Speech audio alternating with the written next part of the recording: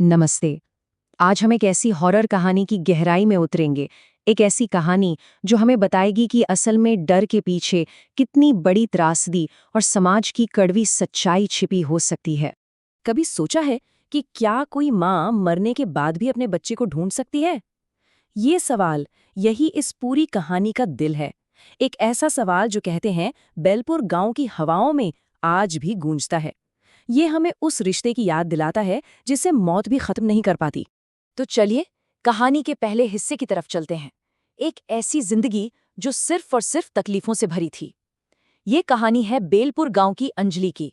एक ऐसी औरत जिसका हर दिन बस जुल्म सहते हुए बीत रहा था। और देखिए, ये जुल्म कोई एक दो दिन की बात नहीं थी। अंजलि की शादी को पूरे 8 साल हो गए थे। 8 साल, सोचिए। एक ऐसी शादी में जहां उसे कभी बहू वाला सम्मान तो मिला ही नहीं, मिली तो सिर्फ पीड़ा। उसकी पूरी की पूरी पहचान को बस एक शब्द में कैद कर दिया गया था। ससुराल वाले उसे बस इसी एक नाम से जानते थे, बांझ है ये। ये शब्द उसके लिए एक गाली जैसा था जो उसे हर रोज सुनाई जाती थी। और बात सिर्फ बच्चा ना होने तक ही नहीं रुकी थी। उसे लगातार ताने मारे जाते थे कि उसके पिता ने दहेज में दिया ही क्या है, कि तेरे बाप ने दिया ही क्या है, 2 बर्तन और एक पुरानी सी अलमारी। मतलब उसकी कीमत को हर तरह से कम आंका जा रहा था। और इस कहानी का जो सबसे ज्यादा परेशान करने वाला हिस्सा है ना, वो है परिवार का सोचा समझा झूठ। उन्होंने सबसे कह दिया कि डॉक्टर ने बताया है कि दिक्कत तो लड़की में ही है, जबकि ये एक सफेद झूठ था। असल में ना कोई डॉक्टर था, ना कोई जांच हुई थी। बस सारा का सारा इल्जाम अंजलि पर डाल दिया गया ताकि वो बिल्कुल अकेली और बेबस हो जाए। तो अब कहानी में एक नया मोड़ आता है, एक उम्मीद की किरण जो बहुत जल्द बुझने वाली थी। सालों के ताने और मारपीट सहने के बाद आखिरकार अंजलि गर्भवती हो जाती है। यहाँ पर जो 2 बातें हैं वो दिल तोड़ने वाली हैं। देखिए, एक तरफ थी अंजलि की छोटी सी उम्मीद। उसे लगा मेरे अंदर एक जान पल रही है, शायद अब सब कुछ ठीक हो जाएगा। और वहीं दूसरी तरफ परिवार का ठंडा बेरहम फैसला था, हमें तो सिर्फ वारिस से मतलब है, ये तो बस एक जरिया है। मतलब उसकी खुशी की उनके लिए कोई कीमत ही नहीं थी। गर्भवती होने के बाद भी उसकी जिंदगी में कोई सुधार नहीं आया, बल्कि जुल्म और भी बढ़ गया। उसे खाने के लिए बासी रोटी दी जाती थी, कभी कभी तो सिर्फ पानी। झाड़ू पोछा, घर के सारे काम, और तो और इस हालत में भी उसे पानी के भारी घड़े उठाने पड़ते थे। गालियां सुनना और नजरअंदाज किया जाना, यही उसकी रोज की जिंदगी थी। और अब मामला जिंदगी और मौत का बन चुका था।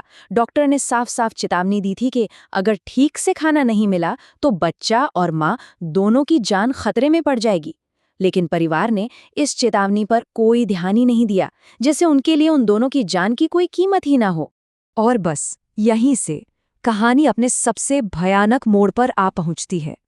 एक मामूली सी कहासुनी एक गर्भवती महिला की हत्या की वजह बन जाती है। सोचिए, अपने आखिरी पलों में भी अंजलि सिर्फ अपने बच्चे को बचाने की कोशिश कर रही थी। उसकी आखिरी चीख यही थी, मेरे पेट में बच्चा है, कम से कम उसके लिए तो रुक जाओ। ये दिखाता है कि वो आखिरी सांस तक एक माँ थी जो अपने बच्चे के लिए लड़ रही थी। हत्या के बाद जो हुआ वो शायद हत्या से भी ज्यादा डरावना था। परिवार ने बहुत ही ठंडे दिमाग से सब कुछ छिपाने का प्लान बनाया। पहला स्टेप, कोई अंतिम संस्कार नहीं होगा ताकि गांव वालों को शक ना हो।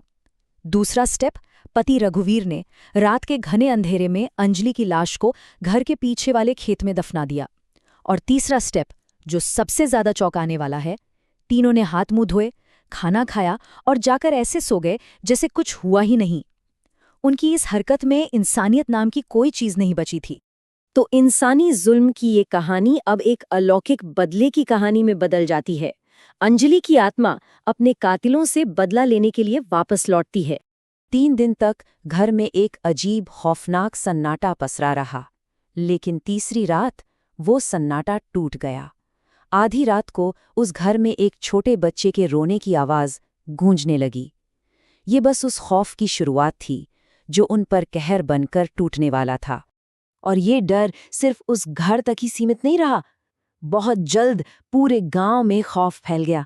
एक गांव वाले का कहना था, मैंने पीपल के पेड़ के नीचे एक औरत को देखा, वो बस रोए जा रही थी। अंजलि की कहानी अब गांव की एक ऐसी किंवदंती बन रही थी जो डर और दुख से भरी थी। उस परिवार के लिए तो हर रात एक सजा जैसी हो गई थी। घर में कभी बच्चे के रोने की तो कभी एक औरत की दर्द भरी चीखें गूंजती थीं। ससुर भैरव सिंह ने तो एक रात अंजलि को आंगन में एक बच्चे के साथ देखा और वो पलक झपकते ही गायब हो गई। और फिर आई वो आखिरी रात, जब वो तीनों डर के मारे एक ही कमरे में बंद थे। तभी एक ठंडी हवा का झोंका आया और अंजलि की आत्मा ठीक उनके सामने आकर खड़ी हो गई। तो सवाल ये है कि उस परिवार की मौत के बाद क्या हुआ? हुआ ये कि अंजलि की दुख भरी कहानी उस गांव के लिए हमेशा के लिए एक डरावनी चेतावनी बन गई। और यहाँ एक लोक मान्यता इस कहानी को एक अंजाम तक पहुंचाती है। ऐसा माना जाता है कि अगर किसी गर्भवती महिला की हत्या हुई हो तो उसकी आत्मा को शांत करने के लिए उसे वही चीज देनी पड़ती है जो जिंदगी में उसके लिए सबसे ज्यादा कीमती थी। इसके बाद जो हुआ वो गांव वालों ने मिलकर किया। पहले दिन तो परिवार की लाशें मिली, फिर पहले हफ्ते के अंदर हरिदास बाबा नाम के एक तांत्रिक को बुलाया गया। दूसरे हफ्ते तक अंजलि की लाश को खेत से बाहर निकाला गया और आखिर में तीसरे हफ्ते में उसके अपने माँ बाप ने उसका अंतिम संस्कार किया, जिससे उसकी आत्मा को आखिरकार शांति मिली। लेकिन सवाल ये है कि क्या उसे सच में शांति मिल पाई? कहानी इसी एक सवाल पर आकर खत्म होती है, जो कहते हैं आज भी बेलपुर के खेतों में गूंजता है, मेरा बच्चा कहाँ है? ये सवाल सिर्फ एक भूत का नहीं है, ये एक माँ की अधूरी ममता का है, उस पर हुए जुल्म का है। एक ऐसा जुल्म जो शायद वक्त के साथ भी कभी खत्म नहीं होता।